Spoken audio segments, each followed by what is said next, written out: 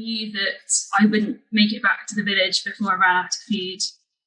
So I faced a really tricky decision, but ended up having to activate the SOS on my Garmin, on my sort of GPS device, and got rescued by a helicopter, which was all quite dramatic. And I really don't like being the one that causes a scene and makes a fuss.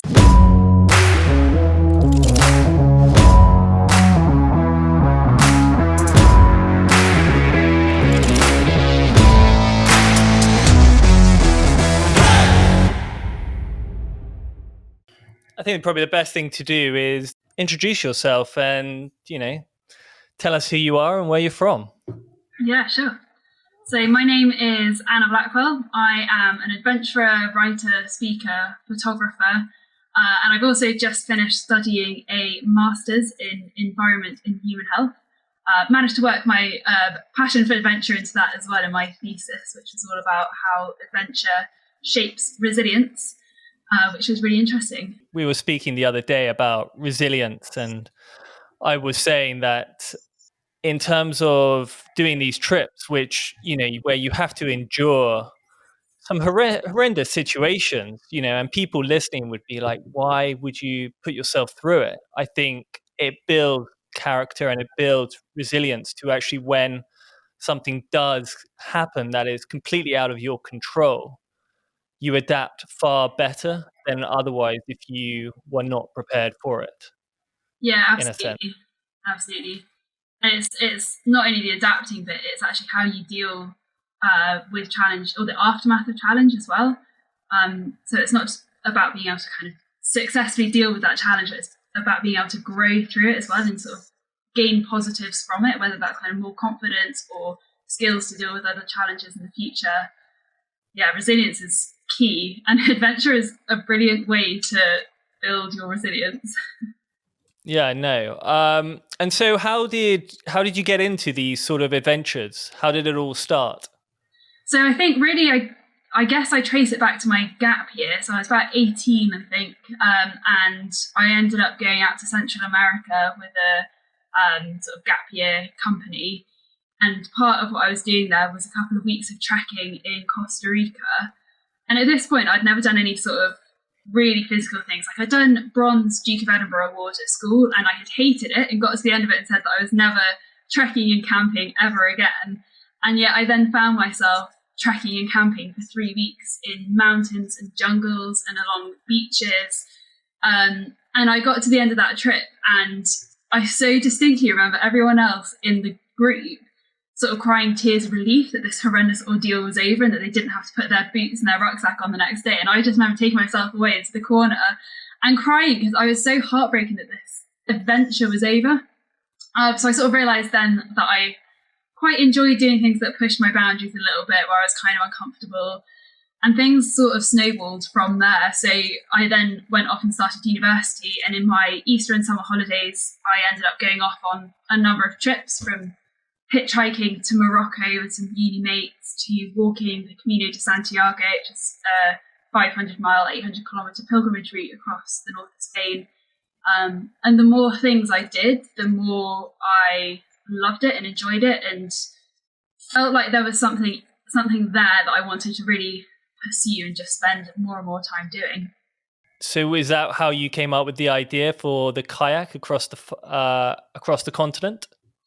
So kayaking the continent, I can't actually take any responsibility for the idea behind that. It's quite a funny story. So this was after I'd finished university. It's 2017, 2018, I think, 2017. I was working at a law firm at the time, and I remember it was a slightly miserable autumnal October evening. And I was on a website called Explorers Connect, which is a sort of expedition teammate finding platform, basically. And I wasn't looking for anything in particular, but this advert cropped up, and there was a girl who was looking for someone to kayak across Europe with her. And there were just a couple of things about this sort of advert that she posted that just really captured my attention. And it sounded like such a cool trip. So without thinking about it at all, I just sent her an email. I was like, hey, if you haven't found anyone, I'm really interested in doing this. And I heard back from her the following evening, and she had posted that advert 3 months before. And during that time, she'd had over 80 women from around the world reply to it because she was after a female in particular. And she'd narrowed it down to 2 women who she was going to confirm which one it was the following day. She was like, send me your info, send me a bit about yourself, your experience and all that, and I'll consider you. So I replied with the sorts of things that I've been up to, and that I was, at the time I was based in Oxford and that sort of thing. And it then transpired that we'd actually gone to the same school. She'd been 5 years below me at our secondary school in Oxford, and she still lived a couple of miles away from me. Whereas the 2 other women she was considering were in like Scotland and Australia or something crazy like that. So we had a chat on the phone and just hit it off just like that. And neither of us looked back from that phone call. It was like we were fully committed to kayaking across Europe together. And we did. Oh, wow. And how long did that take? It was 5 months of actual kayaking. It was a very long trip. Had you kayaked much before that? I mean, I'd kayaked on holidays and for fun and sort of recreationally, never taking it particularly seriously. I think the longest I've been in a kayak was probably a couple of hours or maybe like a half day paddling around the coast in Cornwall, things like that. So we had a pretty steep learning curve once we decided to actually do this trip. And what was the sort of, I mean, you said you guys hit it off from the start. Were there a few sort of moments along the way, or where you sort of capsized, or she pushed you out of the kayak or anything like that? I mean, we were probably both tempted to try and push each other out at times. And so many people had warned us going into this trip. So we were in a tandem kayak, a double kayak, and people like refer to it as the divorce maker, the relationship breaker. As I say, if you try this trip, you won't be speaking by the end of it. You're going to hate each other. But that just wasn't the case for us. Like it brought us so much closer together. We were sharing a tent for about 2 months as well. So we were sharing a tent, quite a small tent, sharing a kayak. We were completely inseparable, but we could pick up on everything about each other. So like we could get a sense if I was feeling a bit grouchy or I was hungry or particularly tired or just a bit like annoyed with the world, Kate kind of knew just to let me have my quiet time, or she'd like give me a snack bar. And it was the same, like we learned to be very, very good together, and kind of view each other as sisters now, because we survived quite a lot together on that trip, and it brought us so close. In doing that sort of trip, because you're following the sort of coastline, what were the sort of highlights of it? So my gosh, so many highlights. Paddling through capital cities to start with. So we started in London and had a couple of days paddling down the Thames around the Kent coast and across the Channel over to France. So that first stretch was coastal, and it was quite cool, quite scary at times, sort of paddling around the cliffs in low cloud, poor visibility. That was another learning curve for us. But getting to see London and sort of Budapest, places like that from the river was really, really incredible. That's not a perspective that most people get to see. But actually, I think probably the best bits of it were the people that we met along the way. In every single country that we went through, the locals that we met were so kind and so welcoming and hospitable. And we were shown such generosity, a lot of confusion as well.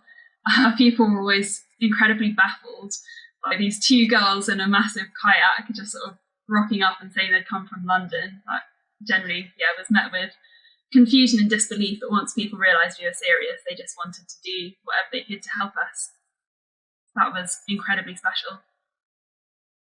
And then after that, you came back. I mean, how old were you when you did that trip? I was, that's a good question. It was 2018. It was only a couple of years ago. Yeah. 25? So I was 24, turning 25. Oh, okay. Yeah. So you'd finished uni and you were in law, and then you decided, right, I want to go out. And then from that, did that sort of snowball your ambition to sort of do this more and more and try and find a way of making it work? Yeah, I think that ambition had already been there. So even when I was still at university, I kind of deep down knew that I wanted to try and make a career out of adventure. But at that point, I didn't know of anyone in the adventure industry. I didn't know anyone who did this sort of thing. And everyone around me was saying that is completely unrealistic. That is not a viable career option. Come on, think sensibly for once. So after graduating, I worked at a law firm for about 18 months, which was, actually, I'm not going to talk about that experience. So I worked at a law firm for 18 months. And during that time, went off and did do some other trips. Between graduating and starting at the law firm, I went and spent 5 weeks trekking across part of Arctic Sweden by myself, which was absolutely fantastic. And did things like travel to Morocco and climb Mount Tuvkal, and went to Arctic Norway. But really, I knew that I wasn't in an office job, an office 9 to 5 long term. That was just a stint to get it out of my parents' systems. I think there's a lot of that. I think it's a very sort of similar case of, I think I was in 2017. I sort of knew I wanted to do this. But of course, it's quite difficult to figure it out in terms of when people ask, oh, well, how are you going to get your monthly income? How are you going to pay rent? How are you going to do that? You sort of haven't got a clue, but you sort of know deep down that that's the sort of path, and you just sort of go with it and work it out later. Yeah, completely. Was that how you sort of felt? Yeah, I sort of knew the kayaking trip definitely propelled me into that career more. I'd gone part-time at the law firm, so I was doing part-time office job, and part-time was already starting to do a little bit of public speaking and writing. So I'd started to figure out where those potential forms of income were coming from, and had sort of done a little bit of work with brands and got a few trips sponsored, some sort of gear, things like that. So I knew that there were these opportunities. I also was aware that it was going to be a real hard slog to create enough opportunities to sustain myself each month. But yeah, the kayaking trip, coming back from that, I didn't have to work too hard for those opportunities for a good sort of year and a half, I think, because the trip became quite high profile, and it was a world first, and it was a very long and exciting trip that sort of naturally lent itself to a lot of public speaking and writing, which enabled me to sort of go full time as an adventurer. And then you quit the law firm? Yeah, I did. Yeah, I quit that before I went off kayaking. My boss very kindly offered to hold the job until I came back, and we're still on fantastic terms. But I would be surprised if I ever end up in a 9 to 5 in an office again. Yeah, no, of course. And so after that, you had a sort of year and a half doing public speaking, sort of talking about it. That sort of drive the next project that you did? It certainly gave me the headspace to be thinking about what I wanted to do next. One of the things, the kayaking trip was absolutely fantastic, and I sort of mentioned the people that we got to meet along the way and the hospitality that we received. But part of me was still really craving the kind of remoteness of the trek that I had done previously in Arctic Sweden. And so as I was starting to think about what I wanted to do next, I decided that actually I wanted to go somewhere away from people. Despite being quite a sociable person, I do love being by myself, and I really, really enjoy solo expeditions. Absolutely no offense to Kate, my kayaking partner, because she was a fantastic kayaking partner, but I do also really thrive solo. So I sort of started thinking about what I wanted to do, and decided that a 3-month solo trek across Arctic and Northern Scandinavia was the next one for me. And that was the 3-month trek across Sweden? Yeah, so I started in, it's called the Treriksröset. It's where Finland, Sweden and Norway meet up in the Arctic. And I sort of followed the mountains on the Swedish-Norwegian border for about 1,000 kilometres. So I was kind of hopping between countries, but it was mainly in Sweden. Oh, great. And was that winter or summer? I mean, did you get a chance to see the Northern Lights? That one was summer, so I didn't see the Northern Lights on that trip, but I did have the midnight sun, which is quite confusing when you're in a tent trying to sleep and it's like daylight at 3 a.m. Oh, wow. That's unreal. And so you've sort of, because I sort of saw you've been doing sort of mini adventures as well, these sort of micro adventures where you go away for the weekend and doing that. Is that do you sort of plan to do these each weekend, or are you sort of once a month you plan a trip and you go for it? It's not even as sort of pre-planned as that. I tend to get a sense that I've been in one place for too long, or I haven't had my adventure fix, and I sort of crave a night under tarp or just under the stars, in fact, or a change of scene. For the last just over a year, I've been living in Cornwall, which has been fantastic, but it's the longest I have stayed put and stayed at home in years and years and years, which has been interesting. I've loved it, but I have felt that I need to sort of get my adventure fix. So things like going for a night and bivvying by the coast, or even just a couple of days away, have been a fantastic way to get that little hit of adventure and change of scene, sort of, a bit of a refresh, definitely.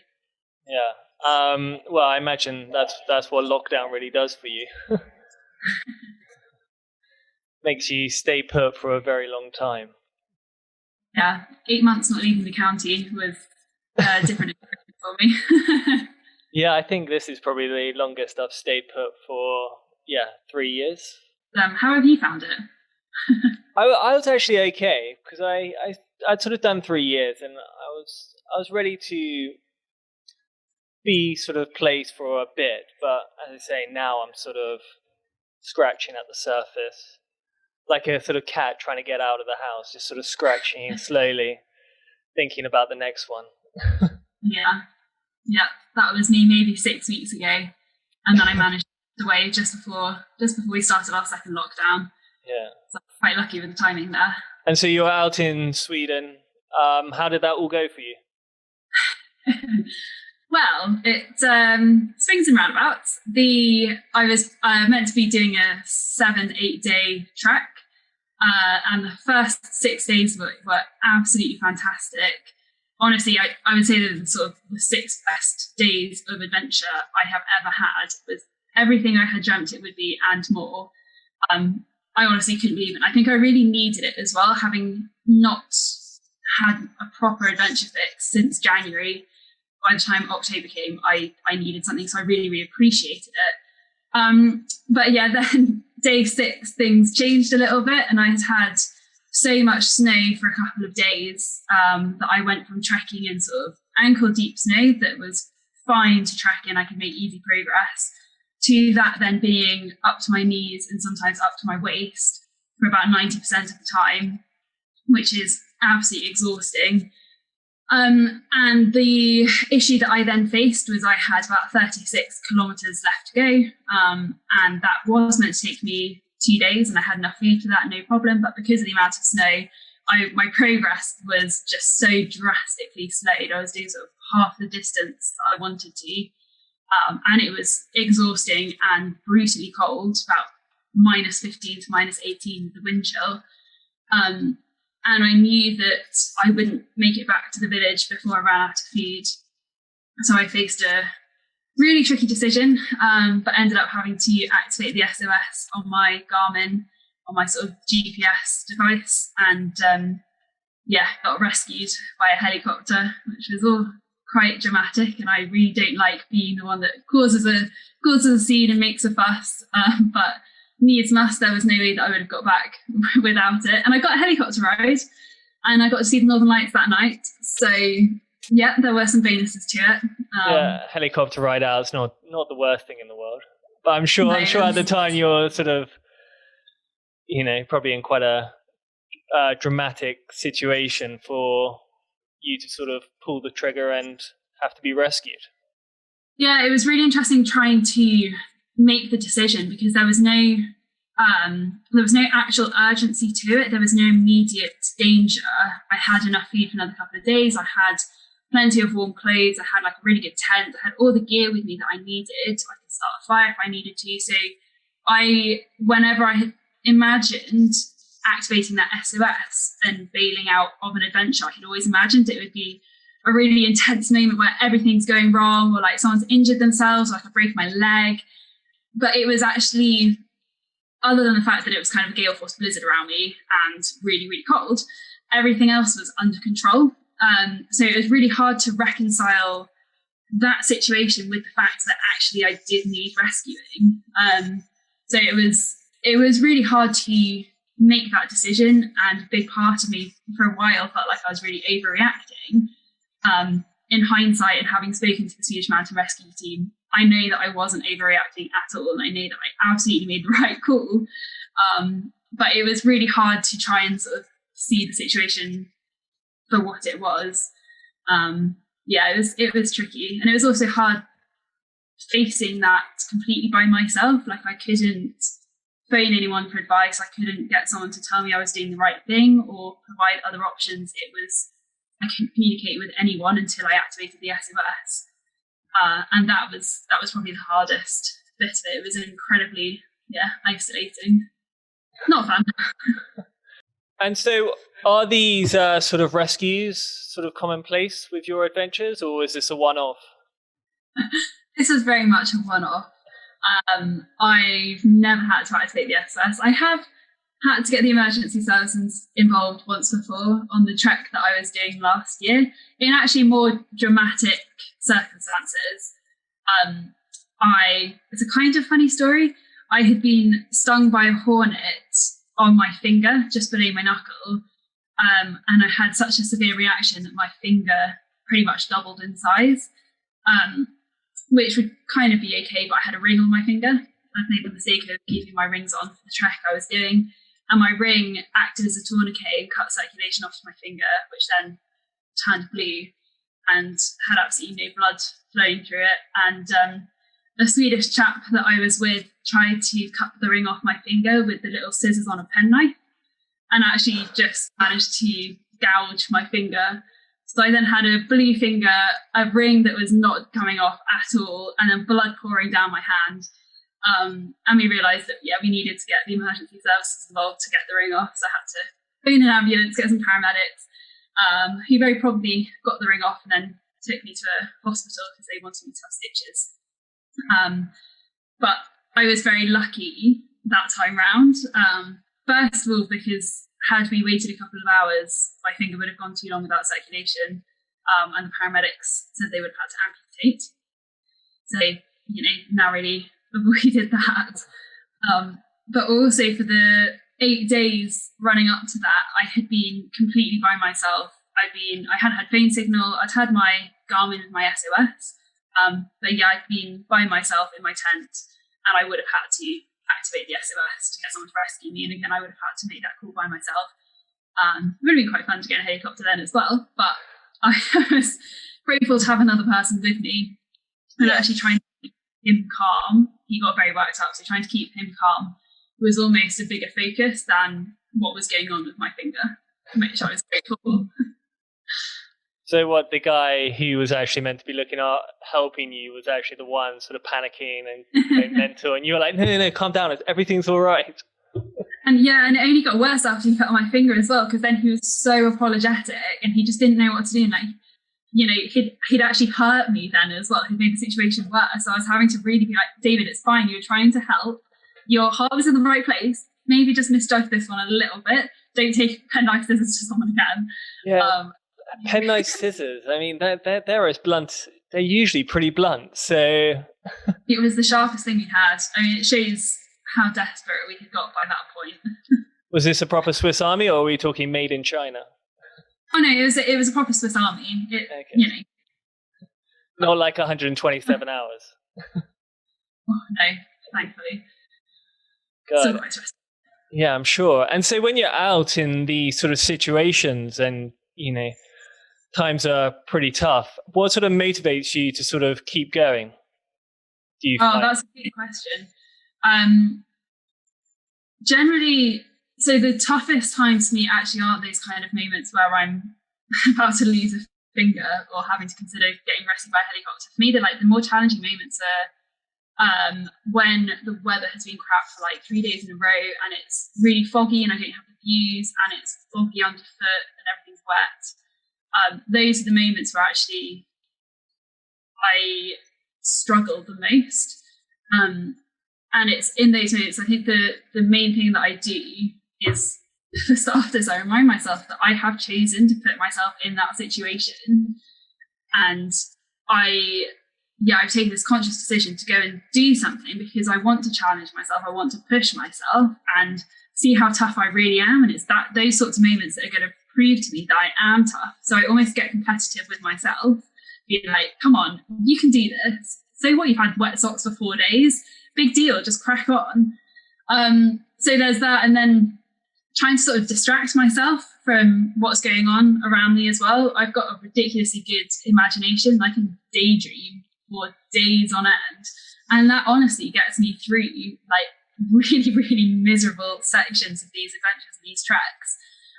And I rely on that a lot because I don't take headphones. So where some people would choose to listen to some like really motivational music that's going to just snap them out of that mood, or put on a podcast to distract themselves, or an audiobook, I kind of don't want that easy out. I want it to be my own responsibility, like fully down to me, to get through those moments.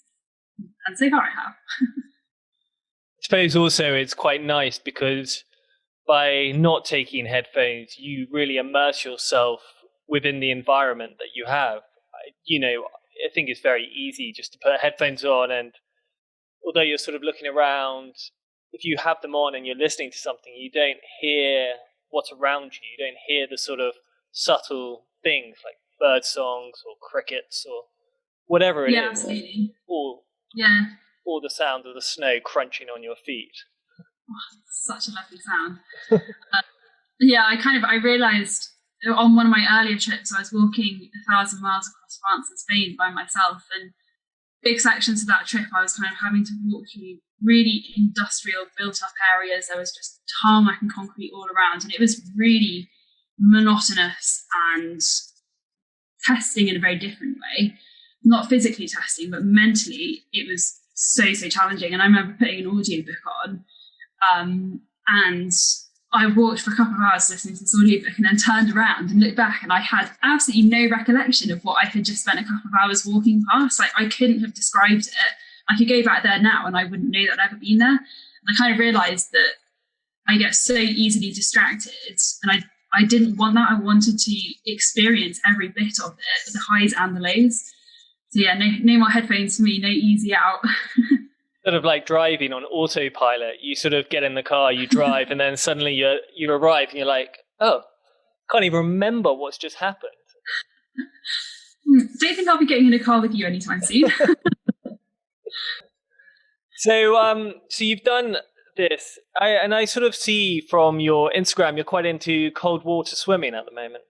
Have you always been into that? I've only just got into it over the last year or so.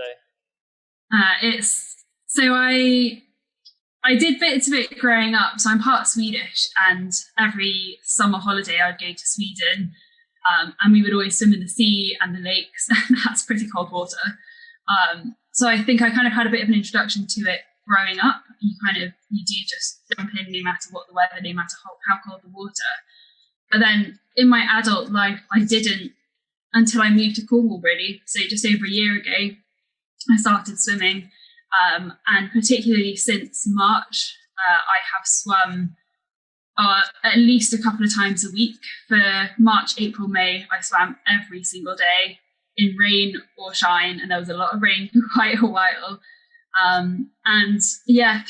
think for me, the biggest thing that I found through that cold water swimming is the community, my friends.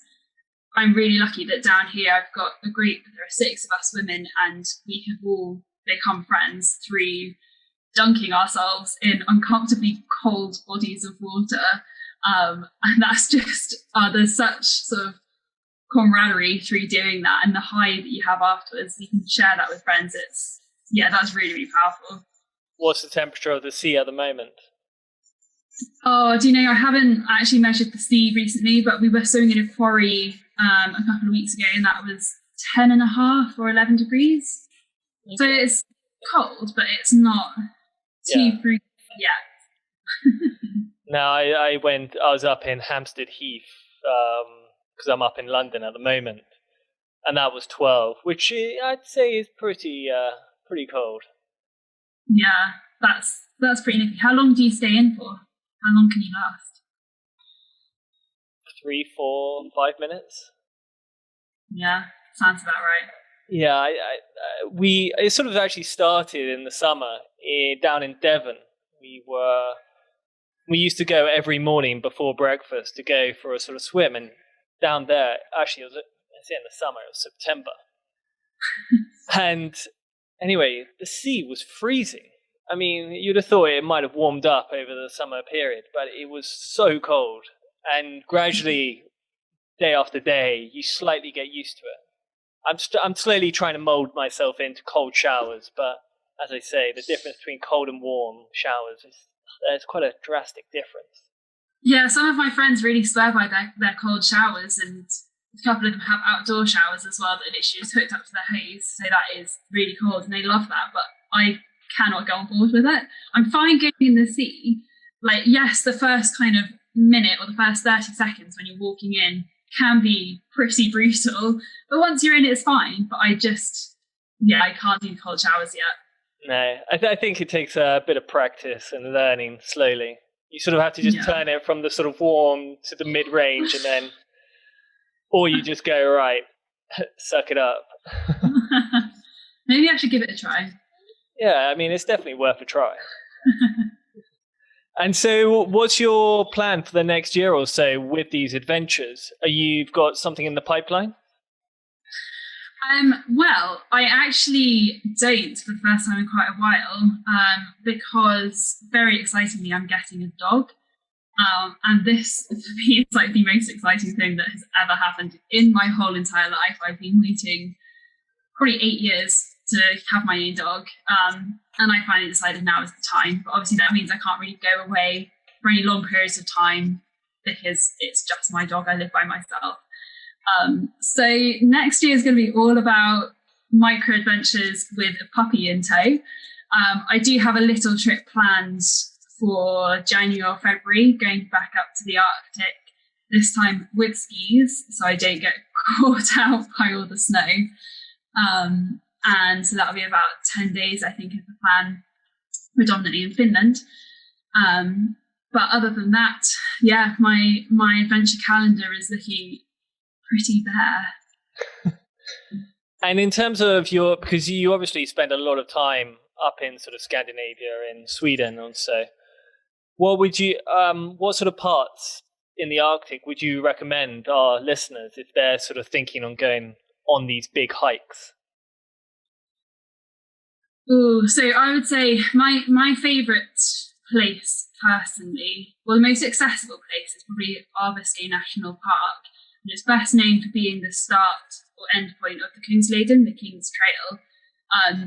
And there's a fantastic mountain station. It's very much set up for hikers or skiers in the winter. And from there is just a vast network of trails that you can follow. So you can do a 4 or 5 day hike or trek, or you can go for, well, months if you're like me. But that's an incredibly good place to start off. Because you have a really good mix of there being the infrastructure and the support, and you've got cabins that you can stay in during the sort of the peak summer and winter months. But you also do get a sense of being in the middle of nowhere, and you can avoid people, you can avoid those cabins if you want to be as off-grid as possible. So Aavasky, I think, is the one. And it's also one of the best places in the world, definitely the best place in Europe to see the Northern Lights. Well, there's a part of the show where we ask the same 5 questions to every guest each week. And the first one is, on your trips, what's the one bizarre thing that you crave or miss from home? This is going to sound, I don't know whether this is bizarre or really boring, but the thing that I miss the most is fresh fruit and vegetables.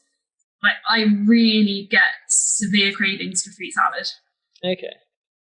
I mean, on the podcast we've had chairs, Jaffa cakes, coffee.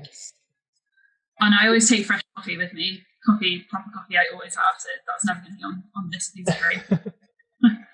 Yeah, so we're sort of adding to the collection of bizarre things, which is great. But fruit and veg is not that bizarre, I wouldn't say. It's honestly the only thing that I really crave. I'm totally fine going without anything else. I don't miss anything, really. I'm pretty happy with my adventures. Did you have a favourite adventure book?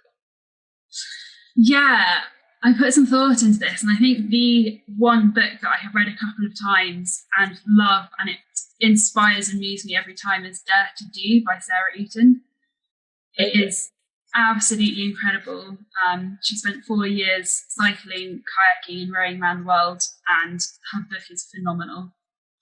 Oh yes, I went to a talk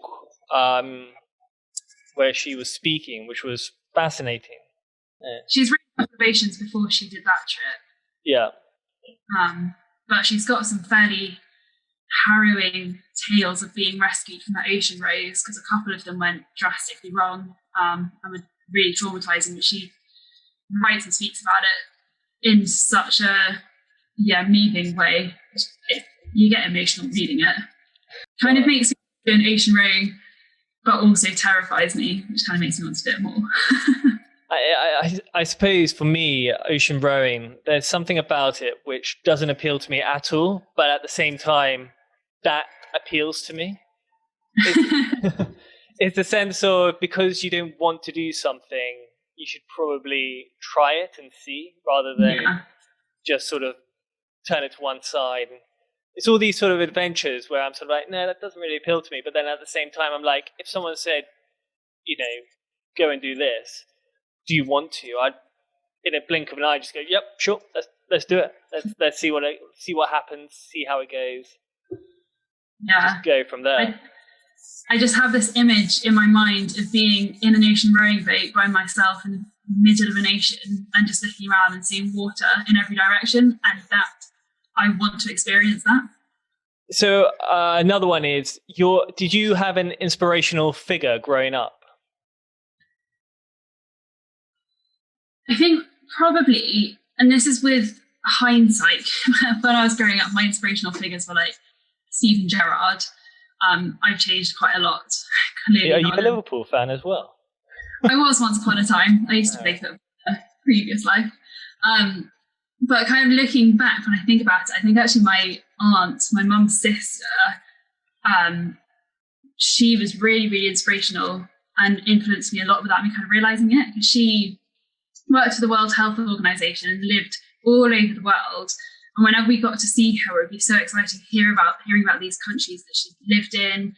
And she'd always bring us something from that country and tell us these stories. And it was always so captivating. And I think it kind of instilled this sense of wanting to experience things and experience the world. So I'd say Auntie Magga. She's going to love that. Very nice. Did you have a sort of favourite quote as well? I do have a favourite quote, and it's one that I use a lot in life. It is by St. Francis of Assisi, and it is, start by doing what's necessary, then do what's possible, and then you're doing the impossible. I just feel like I've possibly paraphrased that a little bit, but it's just that idea of when you've got a massive task or challenge ahead of you, just work out what that first step is that you absolutely have to do, crack on with that, and then things do just sort of start to fall into place. And once you've done one thing, something else is then possible. And so I used that when we were starting the kayaking trip, when we needed funding and we had to plan a 4,000 kilometre route, and we hadn't even been in a kayak together, and it was just this gargantuan task. We kind of looked at what the essential things were that we needed to do and started with that. And I used it for my dissertation as well, when I had like 20,000 words to write and a research project to create and no ideas. Yeah, so that is my go-to quote. Ah, very nice. Yeah, we've had some good ones on the show so far, and yeah, it's always good to hear different ones. Yeah, I love the It's quite funny though, because actually, there's so many that you could sort of reel off, but there hasn't been like a repeat of anyone. Oh, really? Yeah, Oh, they've all been different, which is good. I like that. So there's another one that I've actually got stuck up on my fridge that I like. It's quite relevant now, I guess. Failure is the condiment that gives success its flavour. And that is good. Yeah. One of my favourites was Churchill's one about failure is not fatal, success is not final. It's always the courage to continue that counts. Ooh, I like that a lot. Which I have to say, I came across it when I was doing one of my runs, and one of my followers I was sort of browsing through people who like commented on one of my pictures, and it was like her sort of bio in her Instagram, and I was like, oh, screenshot, I might steal that. Yeah, it's a good one. I thought it was a really good one. People listening are always keen to travel and go on these sort of grand trips. What's the one thing that you would recommend them to get started? This is going to sound slightly abstract, but it's something I wish someone had said to me. Work out what it is that is stopping you from taking that first step. So it may be that it's fear of the unknown, or it may be that you don't feel like you've got the skills or you don't have the equipment. So work out what it is that is being that barrier or preventing you from doing what you want, and set about tackling that before you even start thinking about like a big trip or a small trip or like the bigger picture. Just put some energy and some thought into, I guess, getting yourself ready to do it, so that when the time does come to start that adventure, you are ready and you've kind of already had that initial battle to get to the start point. Yeah. Yeah. Very nice. So I don't know if that makes sense. Does that make sense in my head? Yeah, I think that makes sense. And so, people listening, how can they find you and follow your adventures in the future with Bilbo? The best place to find out what me and Bilbo are going to be up to is my Instagram, which is just Anna Blackwell. I've also got a website, annablackwell.co.uk. I'm on Twitter as _Anna Blackwell, and Facebook, Anna Blackwell Adventurer. Amazing. I think that's where I'm online. Well, it's been amazing listening to them. And as I say, I look forward to seeing all the adventures that you have with Bilbo in the future. Yeah, thanks. Along with your cold water swims, and see how the cold showers go. Yeah, I'm going to give that a try now. That's kind of, now that I've said, oh yeah, this is exactly what you were saying. Now that I've thought I was able to do that, I'm like, well, now I have to do it. We could try and do a 30-day challenge of like once every day, just get a group of people to force ourselves to do it, and then hold each other accountable. So you're like, right, 1st of December, that's it. I'm actually up for that. I need accountability. I need other people to make sure I stick to things. Well, okay. Well, we could try that and see how we do. As long as, some days I have a swim in the sea as my cold water, or do I have to do both? That's a tough one. I think that can be allowed. I'll be looking for rivers. Especially if it's December, the sea's going to be pretty cold. Air temperature as well. Yeah, that is true. I think as long as you have one cold shower a day, that's it. You can have a cold for 2 minutes and be like, right, I'm done. I'm going to have warm now. But I think that's okay. I can get on board with that. We'll try that. We'll try and get some more people involved. Anyone listening, fancy December challenge, 30 days or 31. Cold shower every morning.